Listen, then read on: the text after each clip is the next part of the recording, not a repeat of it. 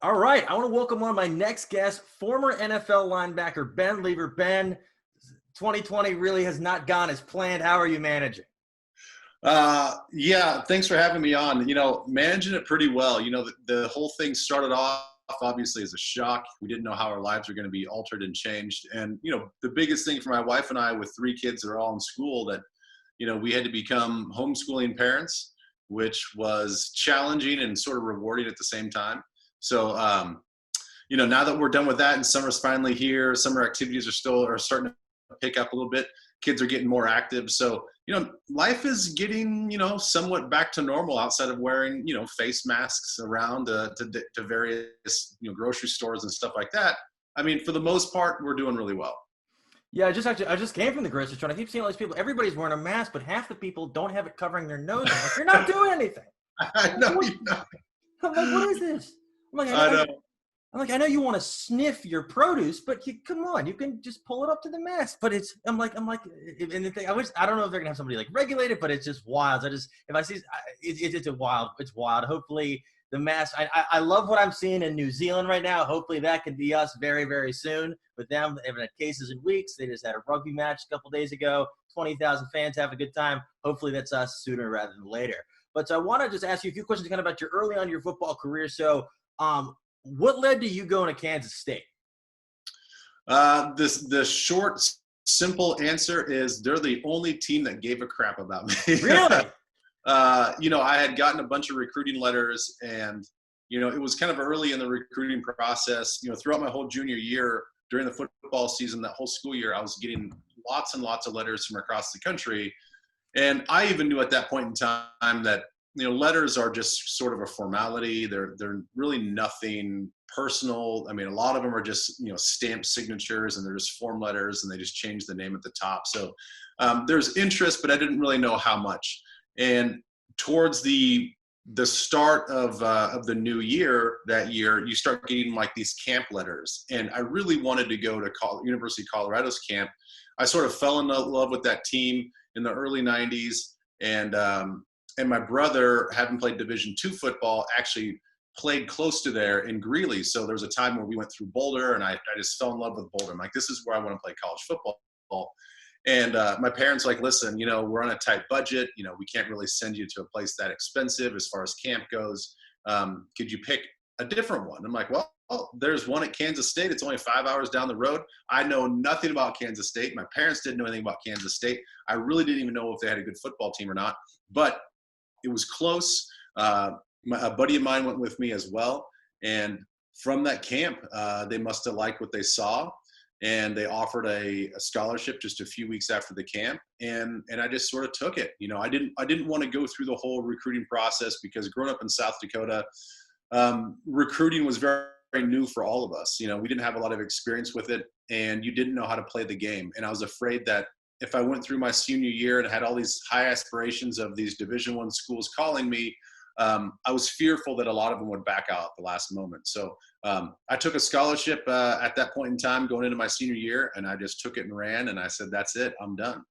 And then, is it true you played mostly running back in high school? In high school, it's mostly a running back. You play both ways, but I took defense and linebacker as sort of my snaps off. I certainly didn't put a lot of focus into even learning much about playing that side of the field and that position. So I just wanted to conserve my energy, play running back, and just run the ball. When they said we want you to play linebacker, was there any hesitation, or you were just about ready to go? No, I was ready to go. The funny thing is, I knew at the camp when I was at Kansas State, I went through, I don't know, maybe an hour's worth of drills with the running backs. And I knew right then and there, like, these are just the camp kids. Like, these weren't even like high-end Division I athletes. Like, I knew at that point in time, like, these guys are a lot better than me. They have better footwork. They understand running the ball better than I do. So I knew even then that if they switched me to linebacker, that was going to be the position I was going to have to learn how to play, and that's how I was going to have to earn my scholarship. Was there much of a learning curve adjusting to linebacker? Or did you pick it up pretty quickly at the D1 level? Oh boy, no, there's definitely a learning curve with all of it. There was a learning curve with college. We didn't really have a high school weight program. I lifted weights because I liked it. I was sort of self-taught, and I just got kind of hung around certain guys and just kind of picked up on what they did. But there was never any testing for us as a football team or even as a basketball team or anything like that. So the whole thing, the whole thing was a learning curve for me. I didn't know, our defense. I think our defense was just called 44 stack, and I don't even know if we had coverage responsibilities. I think we just ran to the football, and that was it. So I had to learn gap assignments and responsibilities and all that stuff on the fly. Was there anybody there that was like a good mentor for you that kind of showed you the ropes a little bit? Yeah, definitely. Jeff Kelly was a linebacker that I played with there. Outstanding instinct type of guy. I could learn from him. Mark Simino was a very cerebral linebacker. He knew all the ins and outs, when it comes to X's and O's and all that stuff. Travis Oakes was a player that was 3 years in front of me, and actually hosted me on my trip. He was a guy that just sort of showed me how to play that specific position. So, there were three guys that I could look up to right away. That's awesome. And then at that point, were you just focused on college, or were you looking at the NFL at all? No, I didn't look at the NFL until probably my junior year.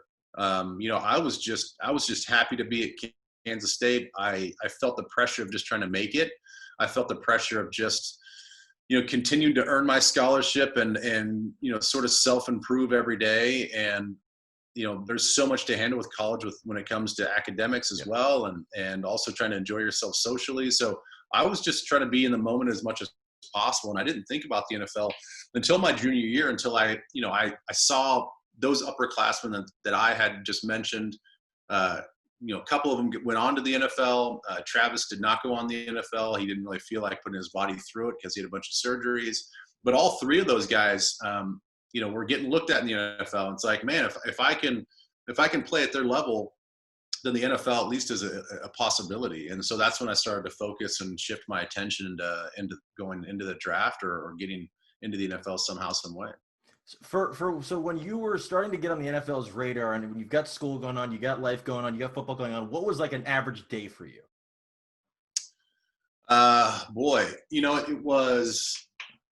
It was probably, a 6:30 wake up call.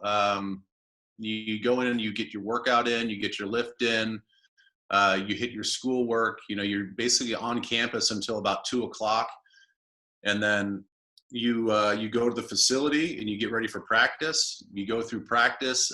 We still had 3-hour practices every day, on the field.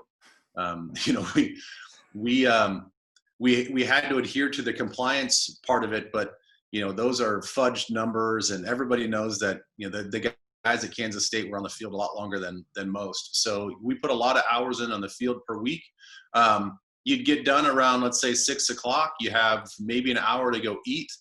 And then, so from 6 to 7, you rush back to the dining hall, you eat, you come back for study table from 7:00 to 9:00, and you're required to study. And you go back to your apartment or go back to the dorms after that at 9:00, and that's kind of free time. So, it's pretty regimented from the time that you wake up to the time that you go to bed. I have a question. Were your junior year, did you know that, okay, I want to get my degree and then we'll figure out the NFL later, or how did that go about? Yeah, no, that was something that I knew I had to achieve was getting my degree. And, I think now culturally, at least in within football, within sports, especially, I guess I'll just talk about football. Basketball's different and all that sort of stuff. But when it comes to football, to me at the time, it was sort of taboo to just leave early and you say like, oh, I'm just going to go back and get my degree. The norm was get your degree and hopefully go to the NFL and move on. So I wanted to do that as well. I come from a family of education. My dad was my high school principal, and education was huge to us. So I knew I had to get my degree, and that was the other thing. I went to summer school every summer. I never went home really in the summertime other than to visit for a few days or maybe a week at a time. I was very much on track to have a light schedule in the fall to focus on football, and then all the while, on a yearly basis, accrue a bunch of credits and graduate. And I did. I graduated in 4.5 years. That's why. That's awesome. And then, so when the NFL they started to come on your radar, what was that kind of process like? Was it kind of like a lot for you to handle, or was it just kind of, you kind of knew it was coming? Well, you don't really know. I think that's the kind of the crazy part, at least for me. If you're a first round draft pick, and you're graded that high, obviously I think there's a higher expectation and maybe just some more awareness about what's going on. The second that I got done with my last bowl game, my last collegiate game, I signed my agent contract in the hotel room just a few hours later. So I went from amateur athlete into professional athlete in a span of a couple hours. And then I immediately was shipped down to Houston, Texas, where my agents were. They had a workout facility there that they trusted. So me and another teammate that signed with the same agency, we stayed together for weeks getting ready for the Senior Bowl. We do the Senior Bowl. We go back down to Houston to train for the Combine. We did the Combine, and then we came back to Kansas State because we had both graduated and just kind of hung out until the draft. And so, all those little chunks of time, you just kind of focused on workouts. We had 2-a-day workouts that pretty much took up the whole day, and you're so damn tired after every day that you didn't really do much at night. And then we do the Senior Bowl, which was really intense. And so you're just focused on that, and then more workouts, and then you're really hyper-focused on the Combine. And then you get a little bit of a deep breath into the draft. But it all just, you look back on it, all just sort of just happens so fast. The days really flew by, and all of a sudden you get drafted, which was super exciting. And then I got drafted on a Saturday, and I was on an airplane to San Diego on Wednesday. Oh, wow. So it's like, in a very short amount of time, you accomplish a lot and life changes very fast. So it was a really wild time.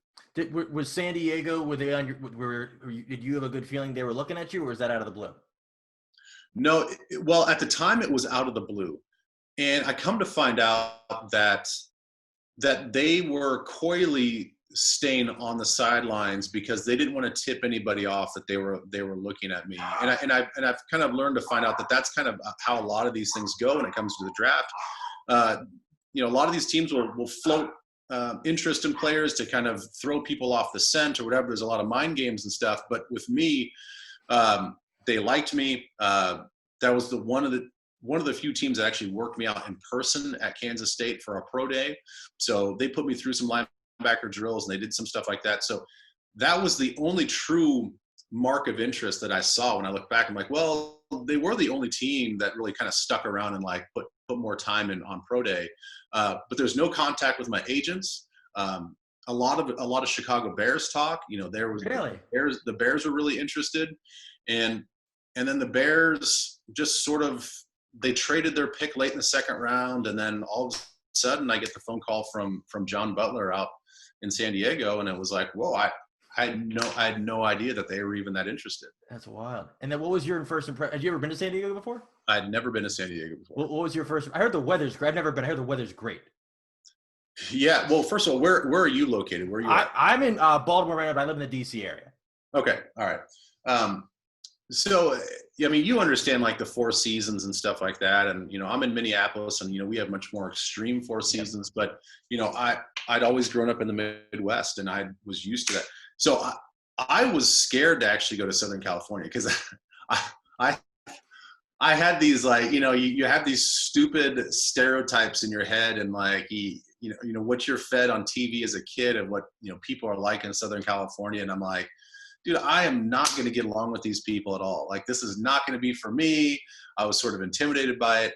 And I get down there, and much like a lot of stereotypes, they are just that. They're a little bit ignorant, and things are, I think exaggerated a little bit. And I loved it, man. The weather is perfect. It's 80 degrees and sunny every day. It's awesome. It's dry. There's no mosquitoes. It's awesome. And the people couldn't have been nicer. I met a lot of friends, and I still have friends that grew up right in San Diego. And, they're not the the beach going, hey dude, you know, like we're so laid back, just smoking weed all the time, you know, like that's kind of what you think. And they're not. They're hardworking people. So it's a great community. I love it. At what point did they give you your first surfboard? You know, I never went surfing. How about that? That's wild. I never once went. I'd heard from some other teammates. They're like, you got to be careful, man, because you can really hurt yourself out there. And that's all I needed to hear. Hold on 1 second. Not until I get off. So no, I was like, I'm not going to do anything that's going to jeopardize my health and my career. So I stayed away from surfing. That's wild. That's incredible. No, yeah, that's interesting. And then, so your rookie year, did you kind of have to earn your spot, or did you have a good feeling like, okay, I'm one of the best linebackers of the team? No, I certainly didn't have any personal awareness about where I was on the team. I definitely feel like I earned my spot. You know, obviously with draft picks, I mean, they clearly don't love the guy that's in that position, and which is why they're drafting, you know, any player, especially if you look at, you know, 4th round and higher. You know, those guys are kind of looked at to be immediate contributors and possibly starters. And so the guy that they had in front of me, I thought was a really good player. He just wasn't their guy that they liked. And, you know, through OTAs and mini camps, you know, I was buried on the depth chart, and I was kind of slowly working my way up, running with the number 2s all throughout the spring. And then we get into training camp, and after the rookie camp and then the veterans checked in, I think the second day of camp with the veterans, they moved me to the first team. And cool. I never let go of that position. So, you know, I'd like to think that I earned it, but, you know, I don't know. I didn't talk to Schottenheimer about, you know, the reasons why. He just did what he's doing. And then speaking of OTAs and minicamp, what was instrumental about that for you before your rookie season that the guys now, they're not really getting because it's virtual? Well, I think just getting all that newness out of the way. You know, we had, you know, the times are different now. Our OTAs and minicamp were very intense. You know, we were just in helmets, and I understand that we weren't in pads, but, you know, we still wore, you know, the skeleton shoulder pads underneath, and that's just for personal protection. And obviously you're not supposed to lead with your shoulder and hit anybody. But because of that, you know, we had really combative drills, you know, almost 100%, you know, all of our one-on-one drills, I think guys were going to 100%. You couldn't bull rush anybody, but you could really work on the techniques of things. So I really needed that time to get up to speed. And okay, if this is, how quickly does my mind have to process? I've got to learn a new defense in the classroom, and then an hour later, I've got to recognize it and run it in real time, you know, and almost as fast as possible, and, you know, not quite game-like, but very close to game-like. And with the new rules, you know, those guys even now don't get sort of those looks in off season. And so they're really going to miss that acclimation period. And I feel bad for them because, you know, a lot of these high-end draft picks are going to be expected to go out there on opening day and be immediate contributors. And they're going to be so far behind the 8 ball that there's going to be a lot of mistakes made. Do you think a lot of the guys that are some of the more marquee picks I know for me, like I learned by doing. So a lot of these guys are doing the virtual, they're teaching them. If these guys learn by doing, there might be a little bit of a learning curve, and then it might take them a little bit to adjust. Can you anticipate for a lot of these big name draft picks that it's going to take them a little bit longer than anticipated, and they get, like you were saying, they get out there week 1, week 2, and they're not really getting it yet? Everybody's going to be like, oh, why did they take him? Yeah, there's going to be a lot of scrutiny, I think, with some of these guys. And, you know, some are going to be more obvious than others. You know, there's going to be receivers out there running the wrong routes and not being reliable. You might see a few quarterbacks at times, you know, throw an interception because, you know, with a veteran guy out there, he'd be expecting a guy to be in a certain spot. Now with the rookie out there, not up to speed, you know, he doesn't get to that spot, or he reads the wrong defense, and it's going to make quarterbacks look bad. And they're not going to throw these receivers under the bus, so they're going to have to eat a lot of that. I mean, that's going to happen across the board. You know, corners, quarterbacks, receivers, those guys are going to be right front and center, very transparent about the mistakes that they made. You know, offensive linemen, that's kind of another one. If you get a rookie left tackle and you put him out there against, you know, a veteran guy, you know, all of a sudden in week 1 you've got Von Miller or something like that running off the edge. Good luck, man. You potentially could get embarrassed. Yeah, that's wild. And then so your rookie year, I saw you. So you played in every game. Was there a lot of distractions in San Diego, or were you able to just focus on football? Boy, I was able to focus on football. I think that's one of the things I look back in my career that I feel, really proud of, and the fact that, there can be a lot of distractions in the NFL. I think thankfully for me, I found my wife. We weren't quite married yet, but found my wife in college, Oh, and cool. she moved out with me to San Diego, and so we were engaged. I felt like I had a good foundation for like a home base, and I wasn't running the streets. I think a lot of these guys get caught up in, not only are you making more money than you've ever seen before, you've got more free time than you've ever had because you don't have to worry about school and all that stuff. And you're an adult. You can go out and do whatever you want to do. And I saw guys in my own draft class that didn't have wives or people to go home to, and they just ran the streets, and that stuff catches up to you. So I was able to focus, so much so that I think that I was really naive to the NFL world, and I think in a large part it was a good thing that I was so naive. And then after your rookie season, I saw in your second season you got hurt. Is that correct? No, my second season was just a hot pile of trash. I got hurt more my third year, and then I worked through what amounted to a broken bone in my foot my whole third year, and then into my fourth year, and didn't get surgery on it until my December of my fourth year. So no, my second year, that was the most trying football season I've ever had. They thought that I could take over Junior Seau's spot. That's a big shoes to fill. And they were really wrong about that. And so I had to carry a lot that season, and in a lot of ways I didn't succeed. I was still learning the game. Kansas State prepared me for, I think, the physicality of the game, and prepared me, and it gave me a good base of understanding what football is. But it wasn't until I got to the NFL that I had to really, really understand the defense in totality. I got to know what all 10 guys around me are doing.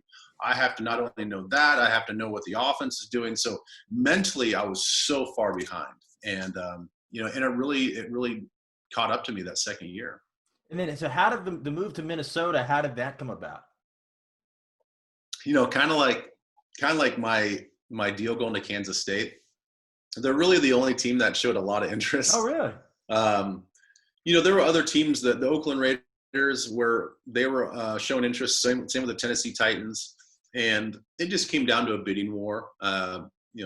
Tennessee and Oakland didn't want to match the offer that Minnesota had put out there, and so they're like, we really like him as a player. This is how we want to use him, but we don't want to pay that much money. So I took the best offer on the table. It got me closer to home, to where my parents are in South Dakota. And so it was kind of a win-win. That's awesome. And then, was there any adjustment period coming there, or were you able to kind of fit right in easily? No, I felt like I was able to fit right in. They looked at me as, not only a player on the field, but also a guy in the locker room. They were just coming off the boat scandal, the Love Boat scandal. Yeah. And their new GM, which is the reason I was there, Fran Foley, came from San Diego. And so I was one of his guys. And he was like, look, we got to clean up the image of this team. We got to bring in some guys that are going to do community work. We got to bring in guys that are just going to be, the fans can kind of feel proud of. And so, I felt that responsibility of like, all right, I've not only got to bring it on the field, but I got to be a good ambassador for the team off the field. Absolutely. And then I have a question. So what was your first impression of Adrian Peterson? Superhuman.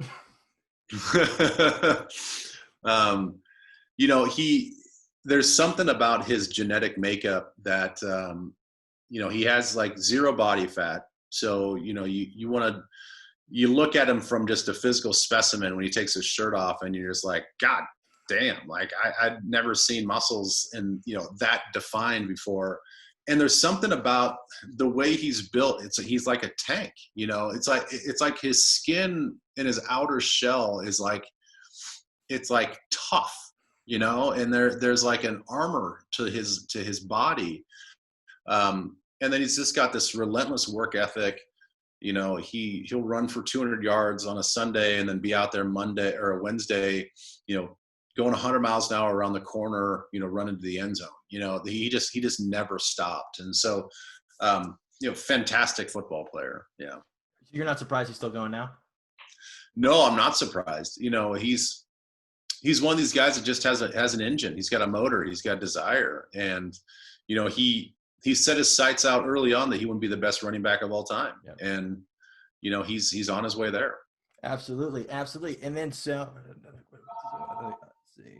then after your time in Minnesota, you spent some time with the Rams. What was that like? It was awful. That was going into year 10, and I really wanted to squeeze out that 10th year. I wanted to get into double digits. That had become a goal of mine. Once I got into like year 5 and 6, I'm like, I can do this for another couple of years to make it to year 10. Sorry about the phone. And so I really wanted to get that 10th year in. And, Minnesota was always kind of there. That was our lockout season. So we had a weird off season where it was hard to go and visit teams and all that other stuff. And so I got caught up into that machine of a lockout period. And so I got the phone call about a week and change into training camp that they wanted to bring me in. And I was like, listen, it seems like a good fit. Sam Bradford was just coming off a ridiculous first year there. And it seemed like a team that was on the rise. And so I took a chance and didn't work out for me. It's really hard to learn a brand new defense in the middle of training camp. Yep. And I was also kind of banged up at the time, health wise. So it was a trying year. So did you kind of know like, all right, I'm ready to kind of hang it up a little? Yeah. Yeah. I knew that. And that year really made me question like my love for the game. And there was so many aspects of the game that I did love. I loved a lot about the game. And then that year I really had to question like, man, do I really want to do this? And it's funny because people say, you have the ability to make, let's say $1 million as a veteran, as a minimum. And they're like, you couldn't do this for $1 million. And you're like, man, when you've been doing it for 10 years and your body is screaming at you and your knee is throbbing so bad that you can't sleep at night, like all of a sudden now that $1 million or that paycheck, it means something, it means something a little different than it used to. So I knew at that point in time, I didn't have the emotional capacity, the mental capacity to do it anymore. Did you have any idea that you wanted to get into broadcasting then? A little bit. I'd always enjoyed, I think, being friends with the media and seeing how they can help out players and just kind of what their role was. And it's not the big, ugly media that I think a lot of people like to paint the picture, and the fact that you can have fun with it. Yeah.